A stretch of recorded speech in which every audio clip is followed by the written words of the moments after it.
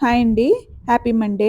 మీ పూజలయిపోయినాయా? నా పూజలైతే అయిపోయినియి. ఎలా చేశానో చూసేద్దానండి. ఈరోజు కనకదార పారాయణం ఫోర్త్ డే సక్సెస్‌ఫుల్‌గా ఫినిష్ చేశాను. ఫస్ట్ నిత్య పూజ చేసుకొని, ఆ తర్వాత కనకదార పారాయణం చేస్తున్నాను. డైలీ అమ్మవారికి పాలు, బెల్లం, ఒక ఫ్రూటు పెడదామని జెప్పి అనుకున్నాను. ఇక అలాగే పెట్టి పూజ ఫినిష్ చేసుకొని, ఆ తర్వాత వంట చేశాను. ఈరోజైతే 5:45 కల్లా పూజ అయిపోయింది. ఇక వంట స్టార్ట్ చేసేసి బాక్స్‌లో అయితే పెట్టేశాను. ఈరోజు డాక్టర్ అపాయింట్మెంట్స్ ఉన్నాయి. సో, హాస్పిటల్‌కెళ్ళాలి కాబట్టి వంట మార్నింగే ఫినిష్ చేసేసాను. నాకు క్విక్ అండ్ ఈజీ అంటే గనక పొటాటో ఫ్రై. అందులోనూ ఇంట్లో కూడా వెజిటబుల్స్ ఏమీ లేవు. ఇక అవే ఉన్నాయి. అదే పెట్టేసాను. మా చిన్న పాప క్లాస్‌లో అందరూ రైస్ విడిగా, కర్రీ విడిగా తెచ్చుకుంటున్నారంట. ఆమెకు కూడా అలాగే కావాలి అనింది. వాళ్ళకిష్టమైతే ఎలా పెట్టినా గాని తింటారు. సో, విడిగానే పెట్టేసాను. మా పెద్దామ కలిపి పెడితేనే తింటాం గాను. అందుకని చెప్పి ఇంకా ఆమెకి కలిపే పెట్టాను. నిజంగా ఇంటికి పెద్దోళ్ళు ఫుడ్ దగ్గర భలే సతాయిస్తారు కదండీ! మా పెద్ద పాప ఎంత సతాయిచ్చిద్దో తినటానికి. చిన్నదే ఆకలేసిందంటే చాలు ఏదుంటే అది తినేసిద్ది. పెద్దామెతో చిన్నప్పటి నుంచి ఫుడ్ దగ్గర చికాకే. ఇప్పుడు ఈ పెట్టిన కొంచెం అన్నం కూడా సగం తీసుకొచ్చి ఇంట్లో తినిద్ది. స్నాక్స్‌కి డ్రై ఫ్రూట్స్ ఒక